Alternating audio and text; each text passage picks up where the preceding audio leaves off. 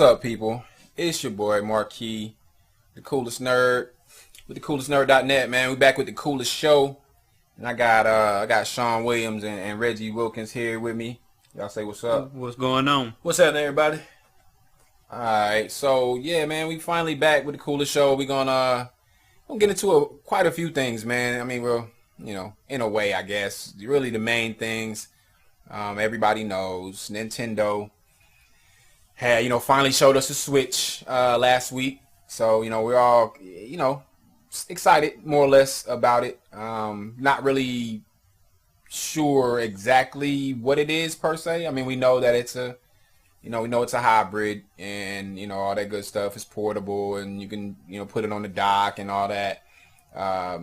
But, with that video, I thought it was a pretty good video.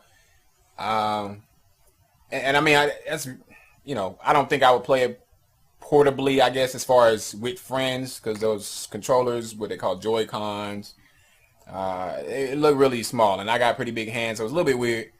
But I mean, it's a good option, you know what I'm saying, especially for kids. Like, I know my daughter might want to play that, and whatever. But depending upon the price point, I think is going to be the biggest thing. But yeah, my impressions of the video were, I just wanted to see the design. It looks okay. I hate the fact that the logo is so big on it. It really looks like something that you would get at Dollar General, in one of those boxes, like one of the emulator type joints. But I mean, beyond that, with the 6.2 inch screen, I think is what they're saying it is. Everything looked pretty cool.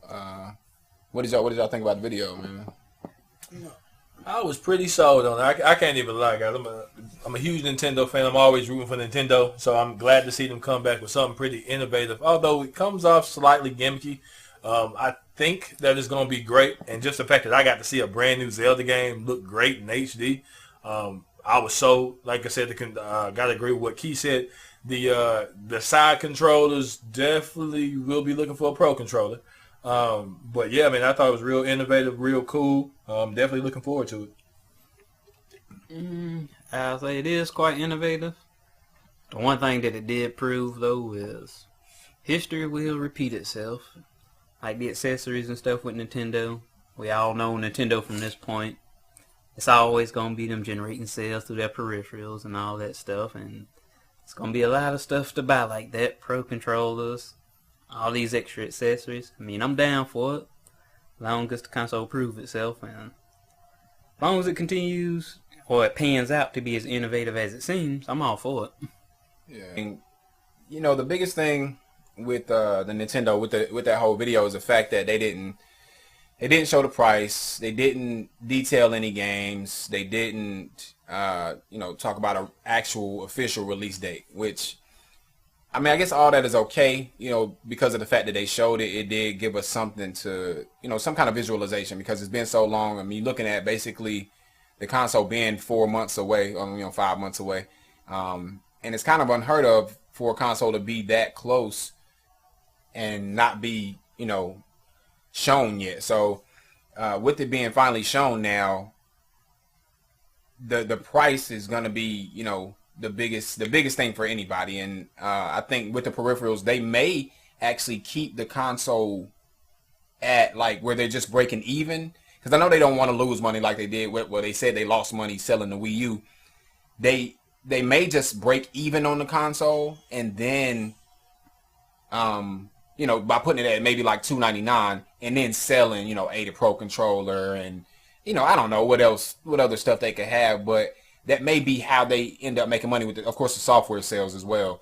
But I would imagine that they would try to do something like that, because they're not going to be able to stay in the market of selling consoles without bringing it at like a $299, because that's what I'm looking for. And I mean, like Reggie said, I'm sold on it already just for the fact of Zelda. And then, of course, Mario, which they kind of snuck in to that video and didn't really, obviously didn't give us any details. Mario Kart as well. Yeah, I mean, well, see, that's the thing, though. Was that Mario Kart from the Wii U, or was that a new Mario Kart? I can tell you there's a couple of things I noticed about that Mario Kart. It wasn't necessarily the Wii U, because there were small things when you look close at it that they differentiated with. For one, we haven't been able to carry 2 items on one cart since Double Dash. on True. GameCube, There you and go. that was apparent there. And the track that they shown was actually a track from Double Dash on GameCube. So, I mean, either it's a new Mario Kart or it's a Double Dash sequel or something. Well, I mean, either way, it's a new Mario Kart. So, I mean, see, I mean, I guess the proof is in the pudding, you know, in the details.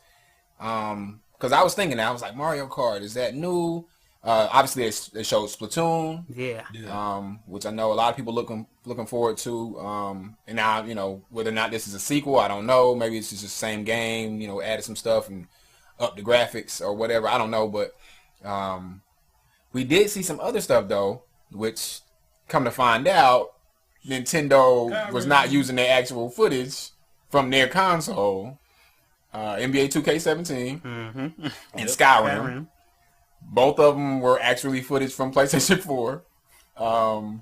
So that I thought that was, you know, they said it though. We were just trying to show what the console does. We weren't, you know, depicting the graphics. But I'm surprised though. I didn't see any fine print at the bottom of that video saying like this is not actual in-game footage or anything like that. There was no disclaimer on that. And they said nobody in the whole video was actually playing the game. So Kind of strange, guys. yeah, and see that's why, you know, when I started talking about this, I was like, well, we really don't know what to expect because, I mean, everything's not confirmed. Now, they have announced since then that they're having the what is it called? The Nintendo Switch presentation 2017, I think is what it's called, on January 12th. So we can look forward to that, in which everything will be detailed. They said they're gonna, you know, talk about games and, you know, just the details in general. Now they're coming out saying it's a 6.2 inch screen, 720p. Not them, but somebody's saying that. So it's a rumor right now, which I'm assuming that's probably about right. But I mean, yeah, I mean, it's just so much, I guess, with the Switch right now that we're kind of still up in the air about, even with, you know, having saw it already. So, I mean, what are y'all looking forward to? What do y'all think they need to do as far as price? Like, just what do y'all think they need to do to stay in the game? I mean, for me, they're gonna have to, like Shaun said. I mean, you got so many extra things to buy. That system shouldn't go any higher than $300. I mean, $300 would be a good price point. I think that, like you said, with them kind of not really like showing off games, but not showing off games, actually showing off first party games, not showing off third party games, basically is what I'm saying. You know, and maybe in the coming months they'll show different things, but I think that price point needs to be about $300.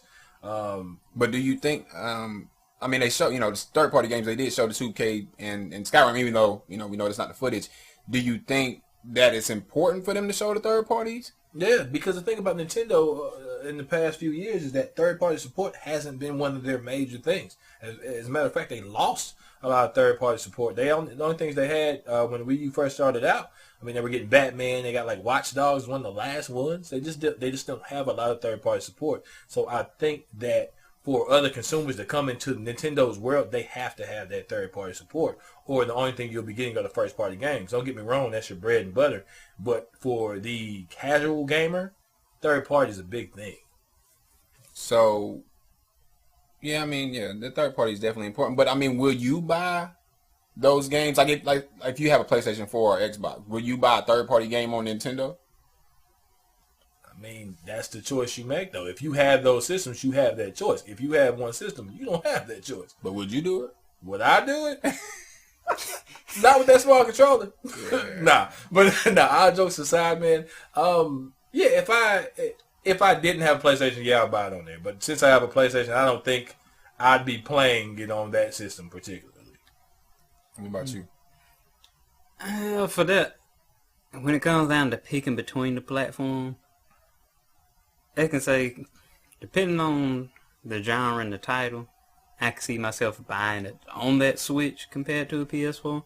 And it's really going to depend on the title. If it's something that's going to take up my time, something like an RPG, I'm probably going to buy it on the Switch when deciding between the two, because I can take that Switch with me. But if it's something that I actually have to sit down and focus on, I'm not going to buy a first-person shooter for the Switch if I can choose between the two platforms. Yeah.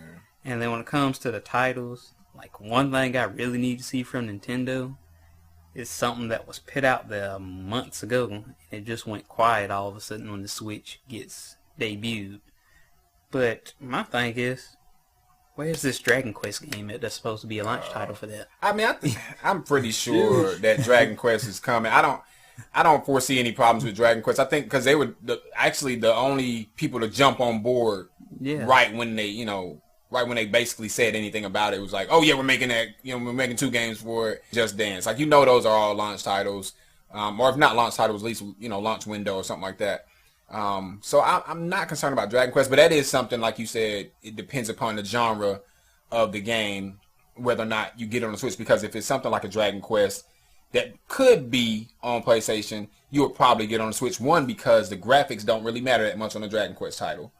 So it's not like you're going to notice the difference between a 1080p Dragon Quest title and a 720p, not with those animated type cel-shaded graphics. Right. And then, the portability of it, you're going to play, which is kind of how I feel about World of Final Fantasy and Dragon Quest Builders on PlayStation 4. Having a Vita, those being on Vita are perfect. So I can definitely see, like the RPG elements, things like that, wanting to play those on the Switch. But like you said, like a first-person shooter, I'm not buying Call of Duty on the Switch. Like, assuming that even happens, that's probably not even going to happen. So I don't even think that's something that we'll have a choice to, about anyway. But just hold out hope, Nintendo fans. Nah, it's not going to happen. Yes, go ahead, those. So tell me this. One of the biggest things with the Wii U, because I was a early adopter, first day, day one, whatever. I got a Wii U. I had a lot of games. I got Ninja Gaiden. I even had Call of Duty on the Wii U because I was like, oh, this the controller that they had. I was like, oh, this would be cool to try to mess around with this, And I ended up getting rid of that. You know what I'm saying? I realized that, hey, I shouldn't be playing these games on Wii U because, obviously the multiplayer is not that great because there's less people playing, that type of thing. But eventually, like Reggie mentioned, they lost their third-party support. And the last thing that came out was Watch Dogs, which actually took like almost a full year after it came out on the other consoles. So what if that happens again? Like, they start off with all this third-party support and then it's gone. Will they survive that?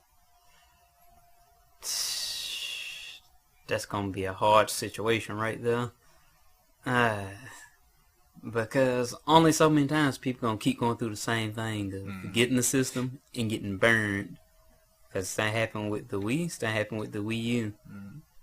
Heck, to be honest with you, I can go as far back as the GameCube. So I had the GameCube first month it came out back then.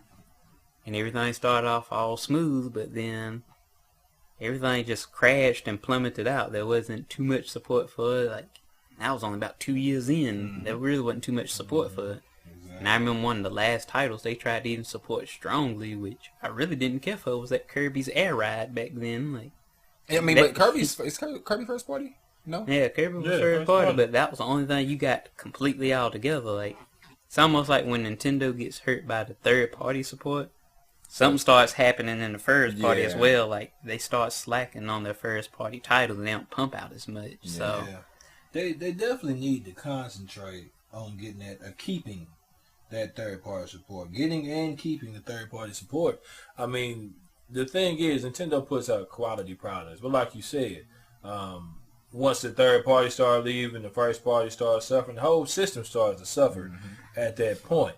The thing about Nintendo is, I think when they brought out the Wii, they were in like dire straits. They lost with the GameCube.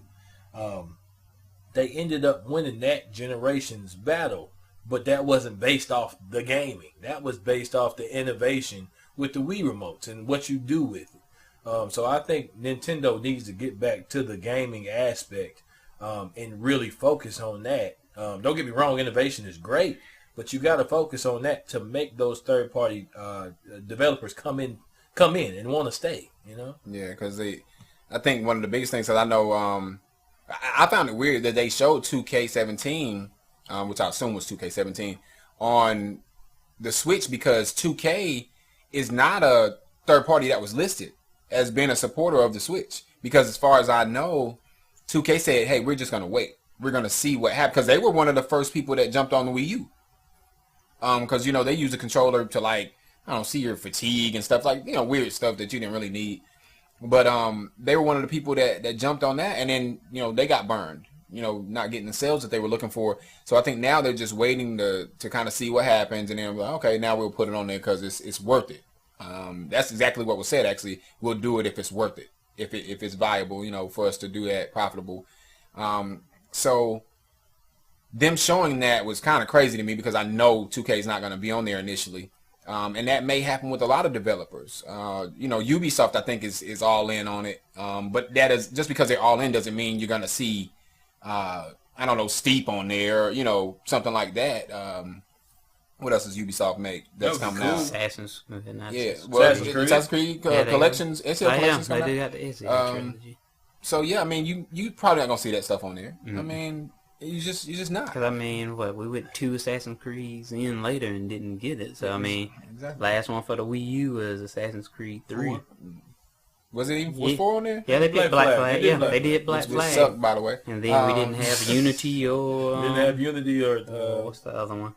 Boy, so many of them. No, Syndicate. Yeah, Syndicate. But yeah, I mean, see, that's the thing, man. I mean, if they come out strong with third-party support, I think, like Reggie said, they gotta they gotta focus on first-party stuff. That's the problem. It feels like they almost use their third-party money to support their first-party, but they gotta. Everything is dependent upon Mario, Star Fox, Metroid, Zelda, Kirby, Yoshi. That stuff has to be first and foremost for Nintendo. If it doesn't come out, I don't want that system. I don't want that console. The Wii U, for lack of a better word, it pissed me off. Like, it just didn't bring me what I was looking for. I wanted Metroid. I wanted Zelda. Where is this stuff at? How can I go through 3-4 years of having a Wii U and not get this stuff? Star Fox finally came out. It sucked. Like, what's going on, Star Fox looks like Star Fox 64 to me when I seen it. I was like, absolutely. It didn't. But even that, though, they showed me a few more things. I was like, you know what? It might be good. And then it came out, and it's like, no, it's not good. Yeah, it was graphically it was horrible, but the game wasn't good. Bad reviews all the way around. It just, it was a letdown for a beloved character that people have been waiting to see. And, hey, they didn't even make a Metroid. So, exactly. I mean, you know what I'm saying? 25th anniversary? 30th anniversary. 30th anniversary. And they haven't even acknowledged it. Didn't even acknowledge it. So it's Nintendo needs to do better. These are the characters that people grew up with. You guys grew up with. We love these characters. Show them some respect, man. I mean, you know what I'm saying? Like I said, love the innovation, but go back to your roots, man. Go back to just making great video games that people love, man. And by the way, bring out at least one flagship character a year for a new game. And they got to do more than that. There's so much they got to tap into. Like, there's other outside stuff that even the first DS had. And I'm like, okay, take all these characters. Like, if you look at the game that Nintendo generates a lot of money off of, Smash Brothers. How many characters you see in there that should have their own games that don't? You could give me another Wario Woods. Yeah. Give Waluigi a game, for God's sakes.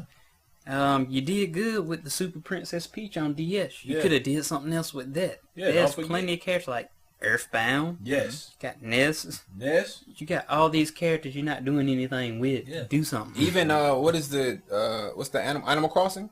Yeah. Like, I like that game. I think it was first brought out on GameCube. I remember that. That's what I'm saying. This stuff was on the home console. Why a home Pokemon has never been made, I don't know. Why, all of these games, like you said, that they've been putting great games really on DS and 3DS. But why is this stuff? Is Luigi's Mansion on Wii U? No. Why? And yeah. Touching on what you said, not to get off topic or anything, but yeah, man, Pokemon. Like, make a home console version. Well, I'm pretty sure that's coming though, because it's a hybrid. Obviously, they got to stick with Pokemon. This is taking their customer base of 3DS, DS, the portable customer base, and their console customer base, and putting them together. Yeah, here's my question. So they got to make a Pokemon. They do have to, and like I said, they do need to keep focusing. But that brings up another question: if it's tapping into that base, are they gonna make another portable system? No. No, not gonna happen. Shouldn't be no way. Because I mean, why?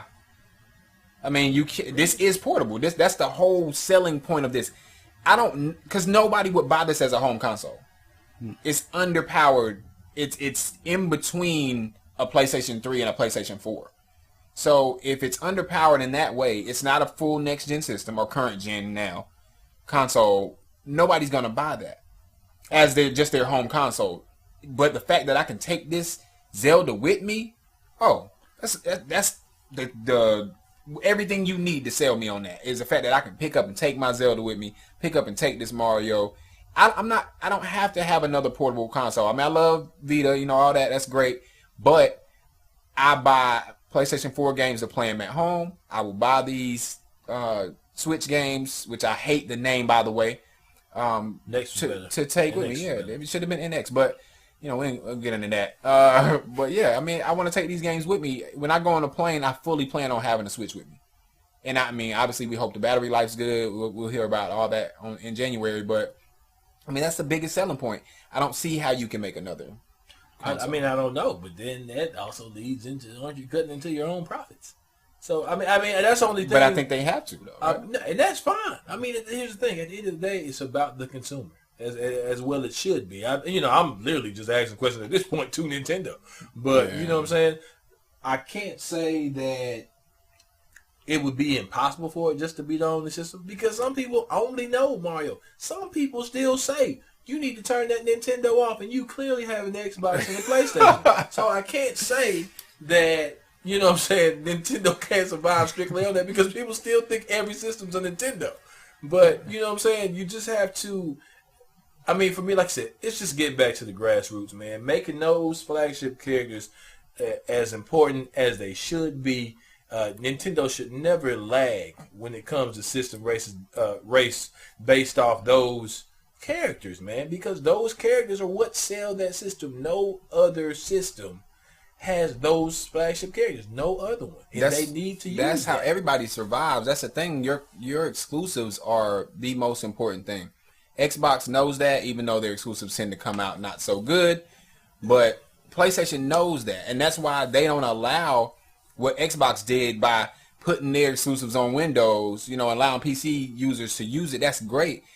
PlayStation's not going to do that, at least not anytime soon, because they want those exclusives. They want people to buy the console, and they know that their exclusives drive their console sales. People want Uncharted. They want Horizon. They want, whatever, Street Fighter 5, whatever, has been come out, that's exclusive. They want those things, so that's what Nintendo has to focus on is the exclusives. I want Mario. I want Metroid. I want Zelda. Period. Yeah. I want a new Fire Emblem on the console. Exactly. Oh man, those. But yeah, and that's the thing with those portables. They have a lot of really good portable games that don't see the light on console. Make a good Kid Icarus game. Make a new one. But see, that's the stuff that they can do now with it being a hybrid. It's like, hey, bring me a Fire Emblem. Give me. Shoot, man, they can do port overs. Let me play Link Between Worlds on my Switch. Yeah. I mean, that would be amazing to me. You know what I'm saying? So, this is clearly something that has never been done. I kind of feel like PlayStation has done it, with the cross-buy stuff. That's definitely similar, yeah. But it's, for the most part, you can't dock a Vita. No. So I mean, the cross save is awesome on a Vita, with PlayStation 4. But you got to have both games. So again, this is an untapped market, if you will, to have those things, together like that. So I mean, I think at $300, it's something that people can really wrap their heads around. Because I mean, what is it? The new 3DS is $200. So I mean, you're getting something that's clearly much better. By buying this, $300 would kill it. Anything over that, I think they drop off bad. Yeah, like $350 is too much. Yeah, unless it comes with Zelda. Yeah, if it comes with Zelda. Zelda. That's $350, $360. Yeah, I take that. I do that. You just know, and that's the thing. When you have such a reputation like Zelda, we can sit here and say that because we just know it's gonna be a great game. You know every time. And you want to have that feeling with every flagship character game. Personally, me personally, but yeah, man. I mean, like I said, Nintendo. Kudos to them, man. Hats off to them. You know, really looking forward to it. Really looking forward to the future with those guys. Hoping the price point is great, and I'm still, you know, championing, if that's a word, the remake division. I think they need to remake a lot of old school games and update the graphics for Nintendo, Xbox, and PlayStation included. Super Metroid for the 30th anniversary. I need to remake that HD, make it look like Shadow Complex. You can hold off on a whole another year for another Metroid if you do that. Yep, just putting it out there. Easy day, man. Should have been done already. Hope it's done. Actually, it needs to be a launch title. Go ahead and get on that. ASAP. But yeah, man. I mean, I don't know, man. Nintendo. I think we're all just kind of rooting for them and hoping for the best at this point. Fingers crossed. And hating them at the same time because they just celebrate mediocrity a lot of times, I think. But, yeah, man. It is what it is. But, yeah, on to the next thing, man. We got the PlayStation 4 Pro, which is now just a little over a week, about 2 weeks away. About 2 weeks away. November 10th. And, yeah, I mean, I think all three of us are getting one. Day one, so we are definitely looking forward to it. Recently, we had some news, man. Mark Cerny, real weird dude, but super duper smart. So, you know, real smart people are always weird, usually. Usually, that's crazy. But Mark Cerny, we all know he's a slow talker. I think he talks slow on purpose because he thinks people are just stupid. Like, I think he really does that. He's like, we've designed this, and we did it this way, and we did it like this. Well, you're that smart, though. I guess you get a pass. Like, let me slow down for these idiots. But no, Mark Cerny, they interviewed him, asked him, you know, I think this was something that was set up maybe by him, because I think he wanted to really come out and give more details about the PlayStation 4 Pro, and really drive home this whole, hey, this is going to be a premium console that you guys really want to get. And he came out with some facts, you know, that we just didn't know. You know, they didn't say anything about it in the PlayStation meeting. He kind of went into some details, but he went into some details now about the new, I guess, AMD technology that they put into their Polaris, you know, infrastructure, whatever you want to call it, that's built into their, like the graphics. And what it is that, I'll go ahead and say that the RAM on the PlayStation 4 Pro is not 8 gigs, which is the current PlayStation 4 and the Slim. It is actually 9, so they did add extra gig of RAM. He said it was slow RAM, which is basically for the games. And then he said also, which shocked everybody, that the original 4.2 teraflops that we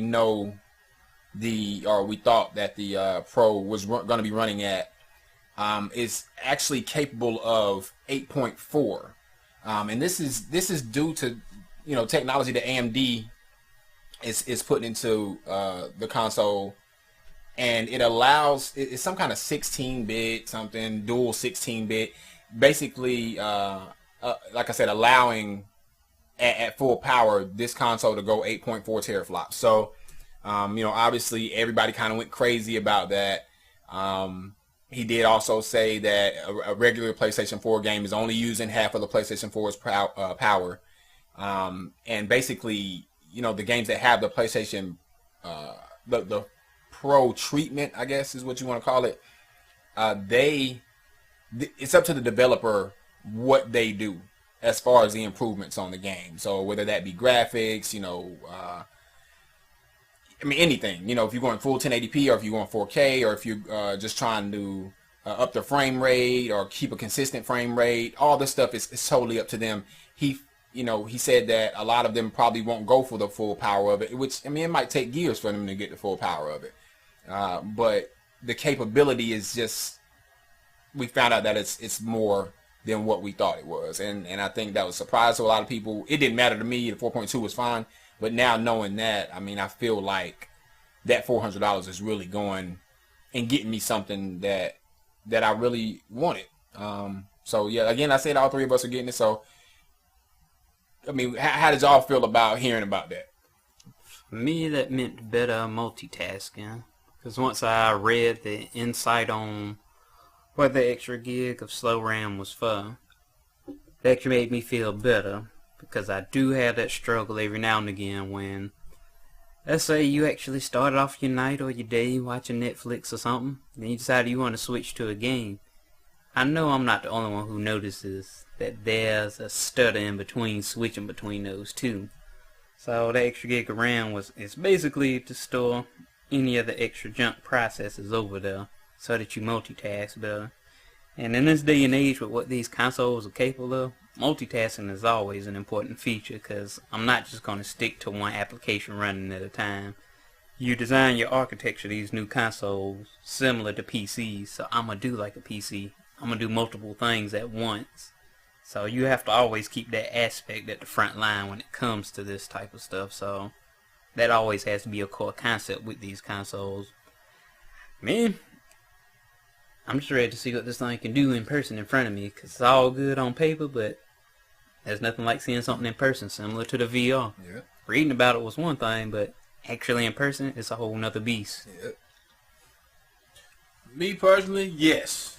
PlayStation Pro. Looking forward to it, man. Like I said, on paper, it's amazing. Our first thoughts were that it was powerful. We didn't know it was this powerful. I mean, we never know. Like most PlayStations, we never get the real untapped power of it until near the end of it, until they start bringing out another one. So, graphically, man, it's going to be amazing. I just hope, as long as they keep getting these quality products on there, man, I'm sold. That's the main thing. On paper, it looks like the Golden State Warriors. You just hope it plays like the Spurs.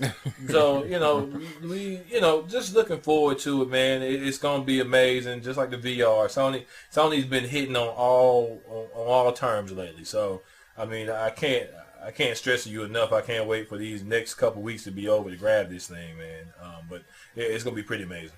Yeah, I actually found out today that they're already shipping them to stores. So they had somebody at GameStop, took a photo of them receiving a box and took a picture of the box and all that good stuff.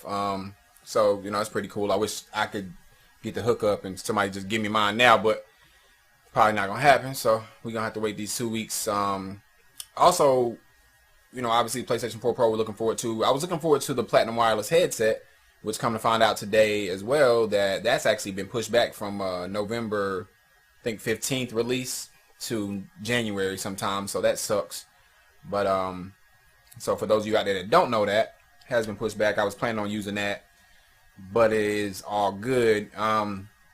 These games, man, a lot of these games are announcing PlayStation 4 Pro compatibility. Infinite Warfare, games that are coming out and games that have already been released. Titanfall, Battlefield 1. So in the next couple of weeks, we're going to really see what these games look like in 4K. What upscale, whatever the case is we're going to see them look better. And I'm ready to see the difference.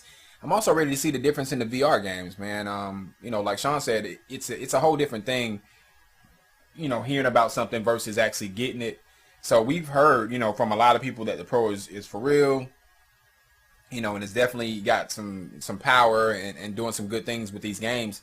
But I was happy about getting my VR a month prior, so I was able to play all of these games and then really see the difference in them, when the console is actually released. So this next 2 weeks is gonna really show us a lot, man. And I don't know, man. This is a big time for PlayStation, man. Sony they got some money coming in, man, with the Slim, with the Pro, with the VR. People saying this, they're kind of contradicting each other, but I mean, you really got something for everybody, and I think that's what you want, right? Yeah, that's true. I mean, Sony's just they're killing the game right now, man. I mean, I really hope that Xbox and Nintendo are paying attention, which I know they are. I'm just saying this, but I know they are. But yeah, man, just keep hitting them, and that's the way that Sony keeps doing them, man. Don't give them time to sleep. Don't let them rest. Just let them know, we got better things on the horizon. I think that's what they're really, or why they're really succeeding. They don't stop working, man. You can't just rest one eye up. Yeah, I mean, I did find out also, Microsoft, though, they had a little meeting, and they actually they have partners. Everybody knows Microsoft partners with everybody because they make PCs. So, Lenovo, Acer, all these companies that make laptops, computers, things like that are actually making VR headsets. Now, I don't know who, they didn't say who specifically was making one, but they said their partners are making them. So these are, I think they said they're going to start at $300. Mm-hmm. And apparently they have cameras on the on the headset to where you don't need the sensors like a Vive or anything.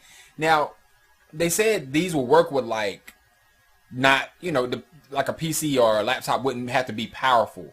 So I'm wondering, is this like, are we talking like Samsung Galaxy, like Gear VR? Are we talking about that? Or are we talking about an ACC Vive type of deal? Because I'm really thinking it's more towards the Gear. Yeah. I'm thinking it's more towards the Gear VR spectrum of things. Maybe kind of an in-between. Yeah, because at that price point, we know it can't be something like a Vive experience. And then it's still, like you said, it's sitting in the middle of the pool between the Gear VR and even the PlayStation VR or the Oculus. So it's got to be somewhere in that midpoint. I wouldn't really expect it to be something that's over the top, all out powerful. I wouldn't expect it to come out and be the bee's knees, as they say. Yeah, I'm thinking, more towards a Gear VR. I know Intel is working on one too, which I saw them demo. It looks really weird because you can put your actual real hands in the game, which I was like, why would I want to do that? I mean, I guess if my hands looked like they were in the game and not look like my hands, like, you know what I'm saying? Like, it was like a picture of my hands moving. Like, it's weird. Perhaps if I get to a point in the game where I'm like killing someone or strangling somebody, and then that's just gonna feel weird. It's gonna feel weird. I mean, it just looked weird. It was weird, but I mean, it's good technology. I understand.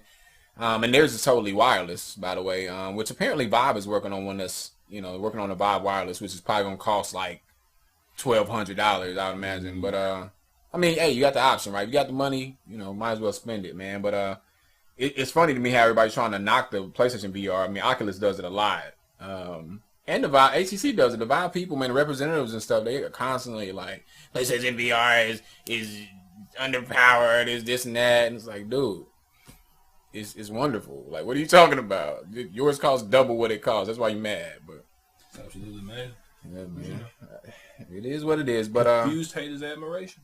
That's right. Hate is confused admiration, rather. Yeah, that's all it is. But yeah, man. So PlayStation 4 Pro, Nintendo Switch, both of them looking forward to. Games. Been playing Battlefield 1, been playing Titanfall 2. Both, relatively new releases. All the VR games. Got reviews up for a lot of this stuff, man. VR games. Big shouts to some of these companies, man. Oasis Games, for sure. They sent us their 3 titles for VR. So I've actually reviewed 2 of them. Working on a 3rd one right now. Had some other companies, man. Big shout to Maximum Games, who sent me Mark McMorris, Infinite Air. They also sent me Loading Human Chapter 1 for the VR. So, that's sweet, man. And I know I'm missing somebody, man, but those companies, man, they really helping us out over here at The Coolest Nerd, man, and we appreciate that. Cause we small, man. We trying to grow. So, y'all keep listening. But yeah, definitely pick up Battlefield 1, Titanfall 2 if you haven't. If you're a first-person shooter fan, these are crazy.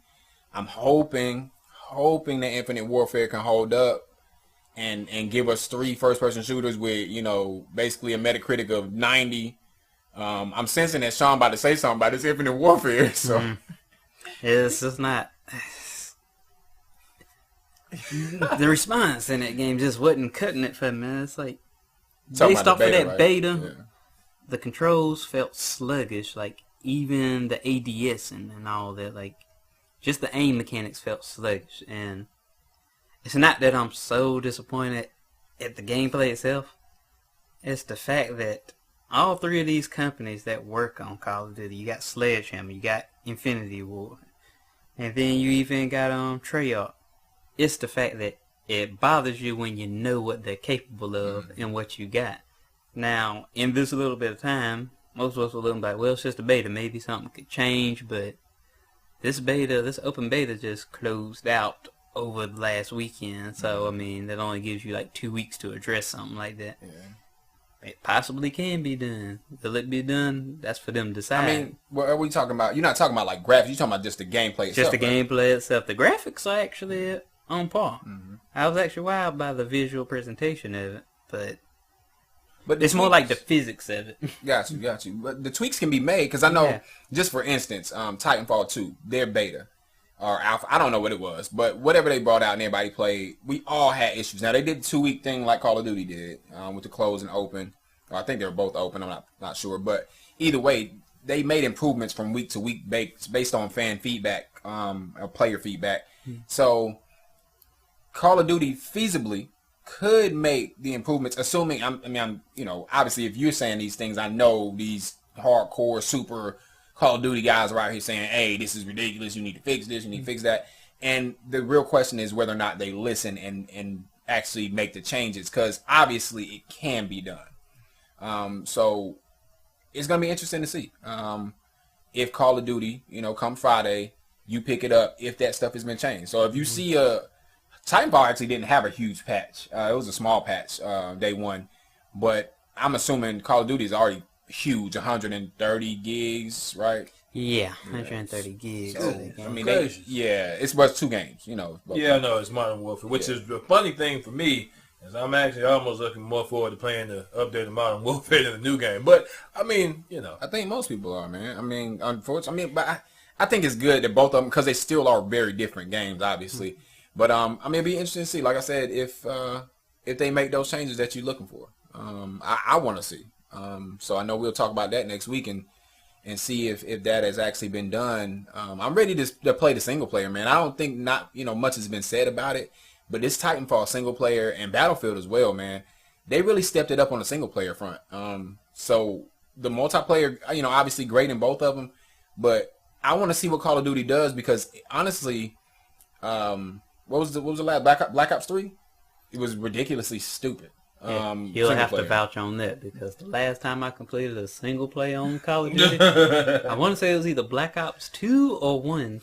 Every time I buy those games now, let's go straight to the multiplayer. I think that's most people. Most people don't complete the campaign, but I want it to be good. I think all games, which is Battlefield, has never failed me there. The single player has always been good.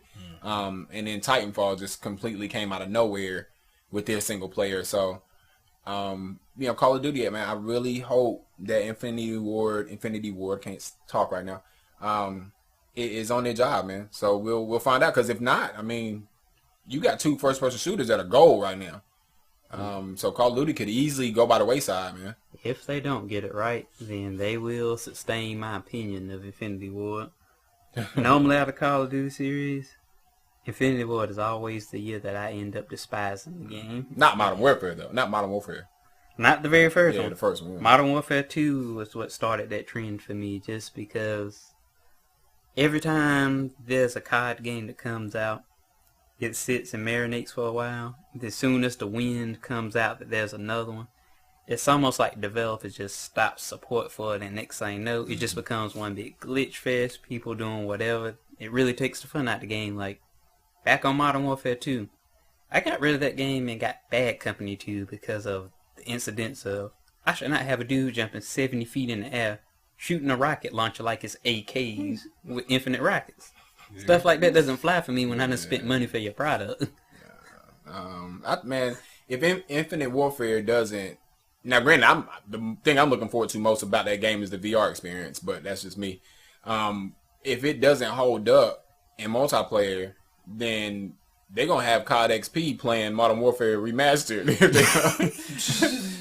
Because I'm sure that's going to be right in multiplayer.